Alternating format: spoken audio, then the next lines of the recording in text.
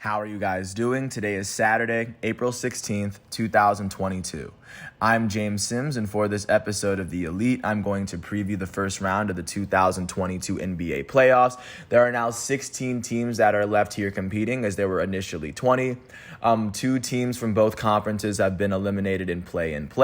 And of course, in order to preview this round, I will have to do a little bit of a review to show how all 16 of these teams got here. Of course, congratulations to all of these teams, as this push forward is going to be very tough. There can only be one champion, and as of right now, the defending champions, Milwaukee Bucks, are still in the race, still in the count, and we'll get to them in a second. With that said, I'm going to start with the team that actually finished with the very best record in the NBA, as the Phoenix Suns finished with they're the only team in the NBA that finished with at least 60 wins on the season. They finished with a 64-18 record, as they were led by their all-stars Chris Paul and Devin Booker. Their leading Devin Booker would go on to lead the team in scoring, and Devin Booker would average at least 26 points per game. He was one of 14 players in the NBA to do so.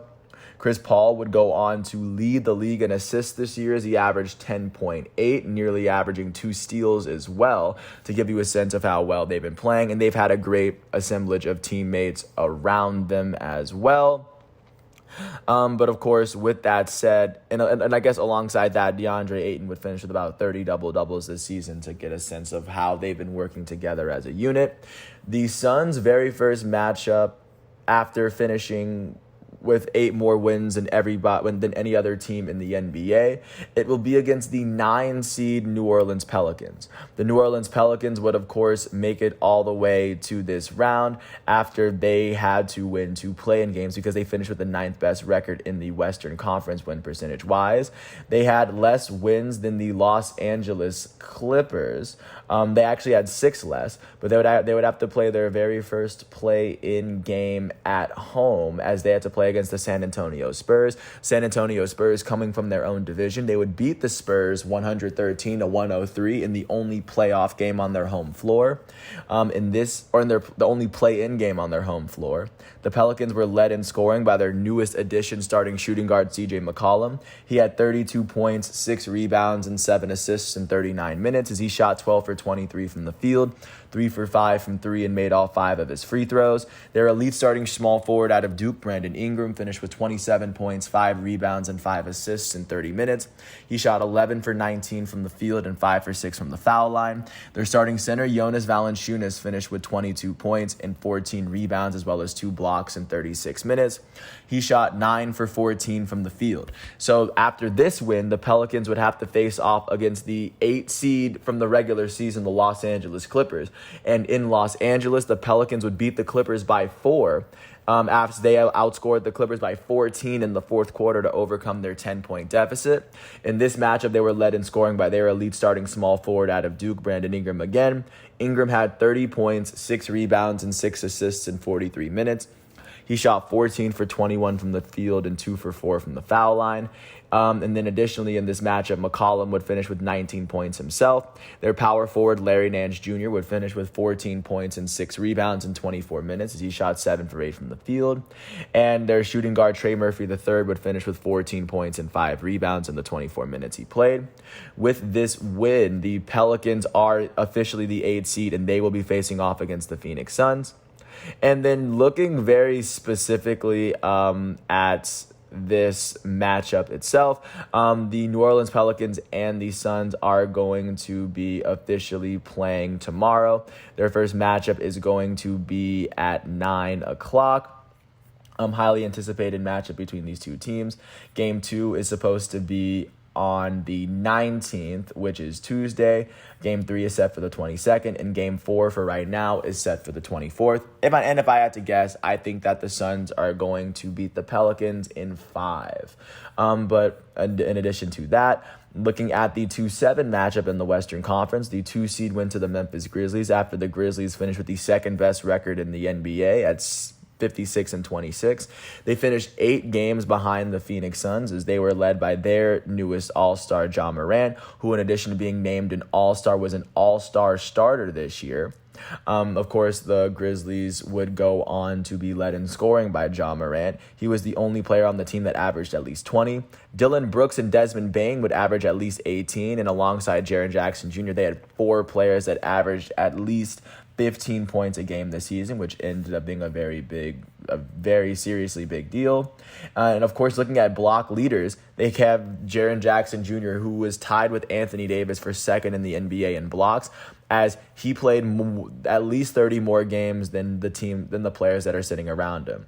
He was the only player that played at least 70 games and averaged at least 2 blocks a game this season, to give you a sense of how individually great Jaren Jackson has been for the Grizzlies. So it gives you an idea for how well the Grizzlies have been playing as a unit, and they are set to play against the 7 seed coming out of the Western Conference. That 7 seed is going to be the Minnesota Timberwolves.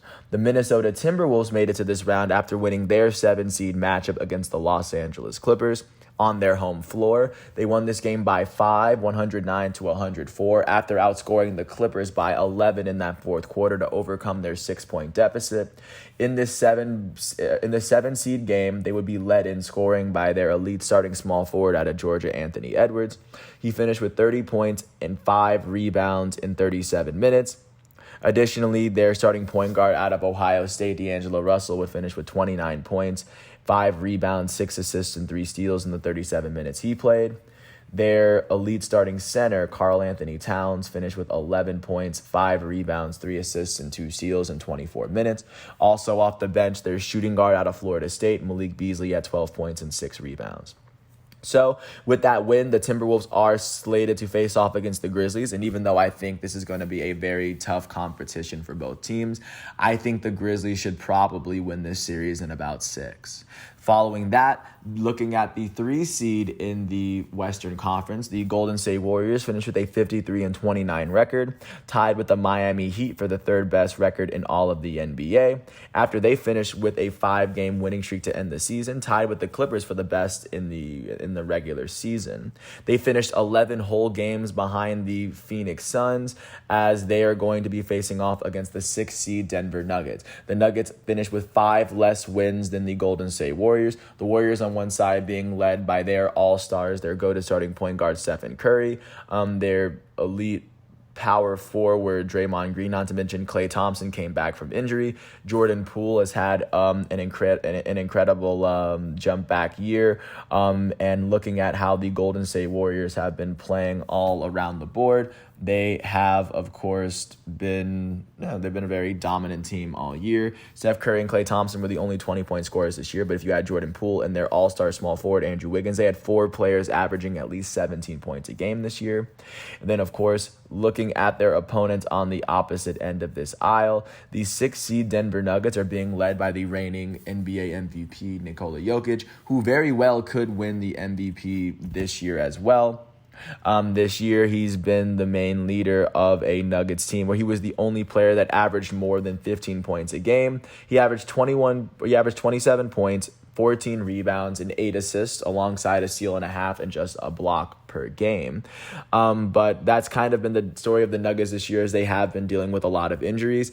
Because of the injury factor, I do think that the Nuggets are not going to be able to make it past the Warriors. I think that the Warriors should probably sweep the Nuggets. But that should be that series. And then looking at the 4, and then, of course, before I get into that, the very first matchup within these series, the Grizzlies and the Timberwolves are going to be at 3:30 on ESPN today. And then the Warriors-Nuggets is going to be on ABC at 8:30 tonight, as that will be the last game of the very first day. And then looking at the 4-5 matchup in the West, the 4 seed is occupied by the Dallas Mavericks, as they finished the NBA season with a 4-game winning streak. They are going to be hosting the Utah Jazz, as the Mavericks finished with 3 more wins than the Jazz this season. The Mavericks overall finished 12 games behind the Suns, as they were one of 4 teams in the Western Conference and one of 8 teams in the NBA to finish with at least 50 wins this season. They were led by their elite all-star shooting guard Luka Doncic out of Slovenia. And looking at the Dallas Mavericks this season, at least looking at how their scoring has really kind of gone around the board, their leading scorer was, of course, Luka. He was the only player on their team that averaged at least 20, as he also averaged 9 rebounds, 8.7 assists, and over a steal per game. Alongside him, Kristaps Porzingis would get moved from the team, but he was average. But the only player alongside him who would go on to average at least 15 on the Mavericks would be Jalen Brunson, who played the full season with them, and Spencer Dinwiddie, who played about 20 minutes. I think because the Mavericks are going to be matched up against a different, I guess that's the Mavericks on one side. And then looking at how the Jazz have been faring on the other side of this matchup, they are led by Donovan Mitchell, who, of course, just like Luka Doncic, is one of the top scorers in all of basketball this year, as he went on to lead, or he led the team with 25.9 points per game this year. Their small forward, Bojan Bogdanovic, averaged 18 points. Their point guard off the bench and former Sixth Man of the Year, Jordan Clarkson, averaged 16 points. Their elite center, Rudy Gobert, possibly en route to another Defensive Player of the Year, would finish averaging 15.5 points, 15 rebounds a game, as he led the NBA in rebounds as well. He also shot 70% from the field. He was the only player that shot over 70% from the field, at least out of qualified players. And with this, Rudy Gobert would go on to have an amazing season for himself, as he was very instrumental in the Utah Jazz making here. And I think the Utah Jazz, being a more well-rounded team, I think are going to get the better of the Mavericks in, I would say, 5 games. But that is how the Western Conference is set up. And even looking at when this matchup is set, it's going to be the very first matchup of today, as that matchup is going to be on ESPN. But of course, taking a look at what's going on the Eastern Conference side of things, the number 1 seed in the East is going to be the Miami Heat after they finish with a 53-29 record. They finished with 2 more wins than anybody else in the Eastern Conference, as they tied with the Dallas Mavericks, or the Golden State Warriors, for the 3rd best record in the NBA. They finished with Jimmy Butler being their lone all-star, as they would go on to have 2 20-point scorers this season. Tyler Hero was the only player who was a majority bench player who would average 20 points a game this season. Not to mention that alongside him, Jimmy Butler went on to average 21 points, 6 rebounds, 5.5 assists, and just a steal and a half per game. So he was doing his thing. Bam Adebayo, a former All-Star, would average 19 points and 10 rebounds this season, averaging a double-double. And then alongside Kyle Lowry, Victor Oladipo, Duncan Robinson, and Max Strus, the Miami Heat had 7 players that averaged at least 10 points a game this season, which is what made the Miami Heat a very tough, well-rounded team. So that was how the Heat would make it here. And then looking at their opponents, the Atlanta Hawks would have to play 2 different play-in games to make it here. They finished with the 3rd best record in the They finished with their best record in the play-in picture. So, of course, they had to play their very first play-in game at home against the Charlotte Hornets. In this game, they would go on to beat the Hornets by 29, as they were led in scoring this game by their elite starting point guard, Trae Young. He had 24 points and 11 rebounds in 34 minutes. Their starting small forward out of Virginia, DeAndre Hunter, finished with 22 points and 7 rebounds in 30 minutes. Their starting center, Clint Capella, had 15 points, 17 rebounds, 2 steals, and 3 blocks in 29 minutes. Their power forward, Danilo Gallinari, had 18 points in 30 minutes. Kevin Huerter, their starting shooting guard, and Bogdanovic, their shooting guard off the bench, would each finish with 13 points on their own. And once they made it out of their lone play-in game at home, they would have to play their play-in game on the road. And yesterday they were able to beat the Cleveland Cavaliers for the 8th seed, even though the Cavs are the home team, and they held the 8th best record in the East. The Hawks would go on to outscore the Cavs by 16 points in the second half in order to clinch that 8th seed spot. They were led by their elite starting point guard, Trae Young, who had 38 points, 9 assists and 3 rebounds in 40 minutes. He would score 32 points in the second half, and this came after his season in which he would lead the NBA in points and assists. He was the Hawks' only All-Star. He was the second player since Nate Tiny Archibald to lead the NBA in total points and assists. And this came after he was the very first NCAA player to lead all Power 5 players in points and assists as a freshman at Oklahoma. But of course, with this, alongside Trae Young in this 8-seed game, Bogdan Bogdanovic off the bench finished with 19 points, 5 rebounds, and 3 steals in 29 minutes. Their power forward, Danilo Gallinari, out of Italy, finished with 14 points in 41 minutes.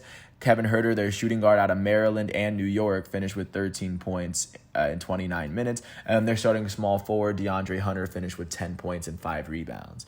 That is how the Hawks would make it here. This comes after they finished with 10 less wins than the Heat in the regular season. I think since the Heat are a much deeper team, they should beat the Hawks in 6. But considering the Hawks beat a 1-seed last year and Trae Young is the best individual player in the series, I would not be very surprised if the Hawks won this series in this first round as well.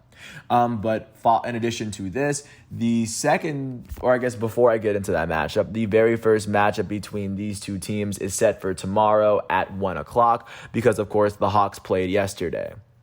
As the Heat should get home court advantage. That's how the seeding works. And then taking a look at who is the 2-seed in the East. The 2-seed went to the Boston Celtics after the Celtics, Bucks, and 76ers tied for the second best record in the NBA. The Celtics would, of course, land the seed after they would see Jason Tatum be named an All-Star after a very amazing season from beginning to end. Jason Tatum would go on to lead the team in scoring this season as he would go on to average 27 points a game nearly. Jaylen Brown averaged 23.5 points per game as very tough to see teams, with two 20 points a game scores. And if you add Dennis Schroeder, Marcus Smart, Derek White, Al Horford, and Robert Williams, as Schroeder and Derek White didn't play that many games, the Celtics had 7 players who averaged at least 10 points per game. One of them, Robert Williams, averaged nearly a double-double this season. So he was a very good player within his own. But it should give you a sense of how well these Celtics have been playing and how formidable. Also, not to mention, Robert Williams averaged at least 2 blocks a game this year. So he's another player that teams need to be wary of, but that's how the Celtics got their seed. They're going to be facing off against the 7-seed Brooklyn Nets after the Brooklyn Nets won their play-in game. The Brooklyn Nets would have to beat the 8-seed Cleveland Cavaliers, and in this matchup, the Nets would end up winning by 7. They would be led in scoring by their elite starting point guard out of Duke, Kyrie Irving. He had 34 points, 3 rebounds, and 12 assists in 42 minutes.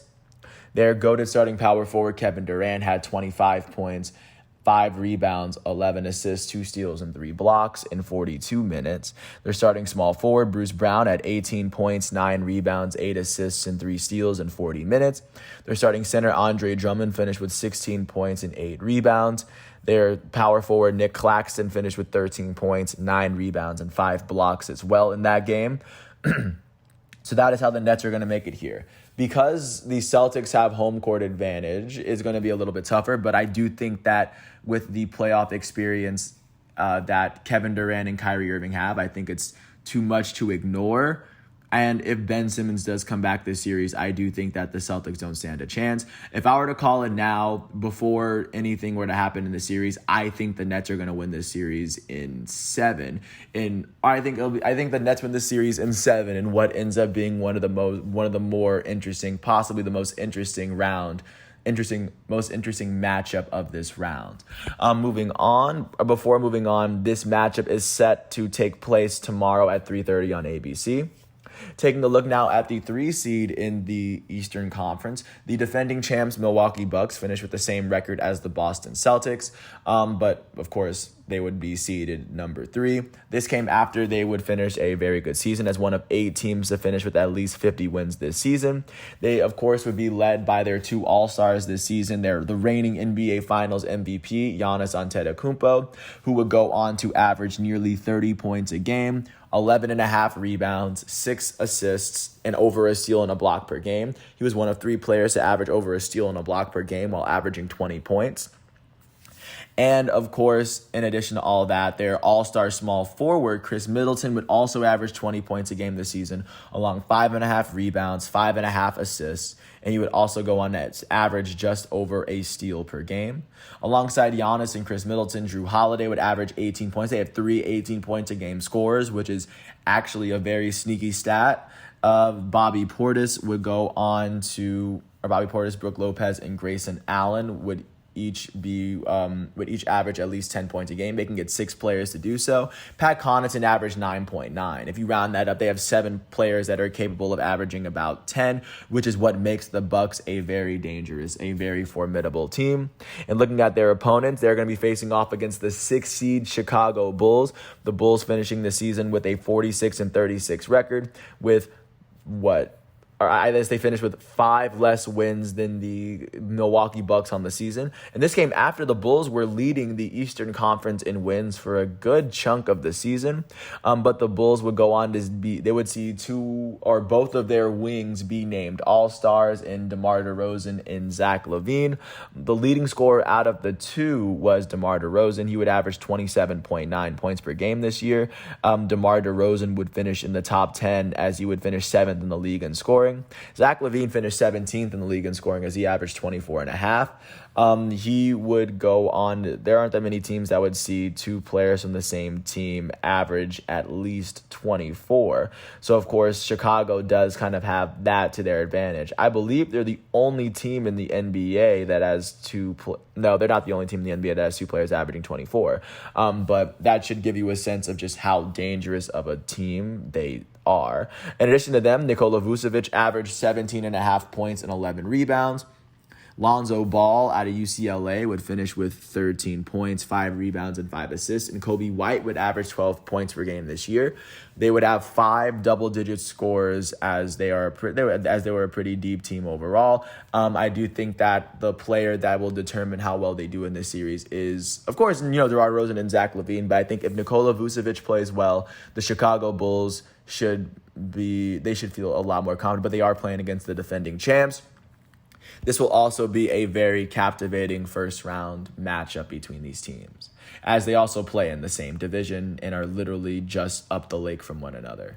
But taking a look, last but not least, at the 4-5 matchup in the East, the 4 seed is occupied by the Philadelphia 76ers, who I think are going to be the team to win the championship, holding a 51-31 record with 2 less wins than the Eastern Conference leading Miami Heat. The Sixers finished their season on a 2-game winning streak, as they would go on to finish 3 games ahead of the 5th place Toronto Raptors, their opponents. The Philadelphia 76ers enter this playoffs led by their elite starting center, Joel Embiid, who led the league in scoring this year. He averaged 30.6 points. He was the only 30-point-a-game scorer that missed less than 25 games. He would average 11.5 rebounds. He would also average 4.2 steals, or 4.2 assists. He averaged just over 1 steal and a block and a half per game. As he is going to get MVP votes. I'm not sure if he's going to win MVP, but if he does, I totally think that he would be deserving of it.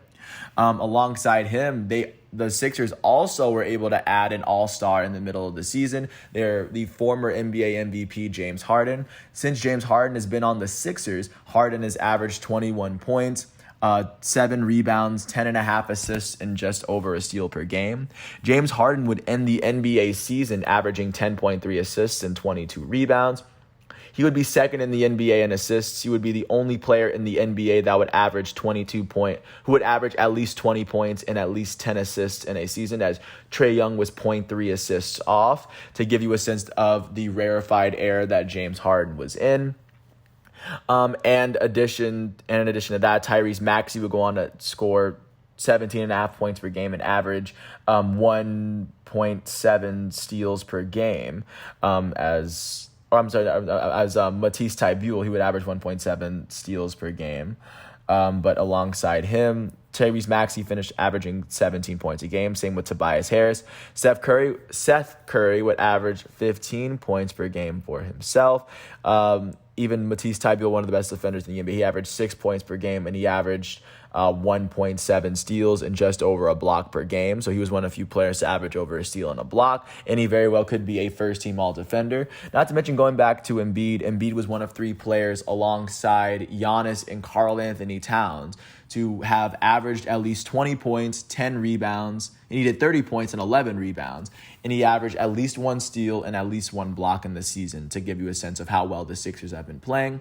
And then looking at their opponents on the opposite side of this, the Toronto Raptors have been a very scary team, at least like within the last couple months, as they are actually sporting the best playoff rookie, in my opinion.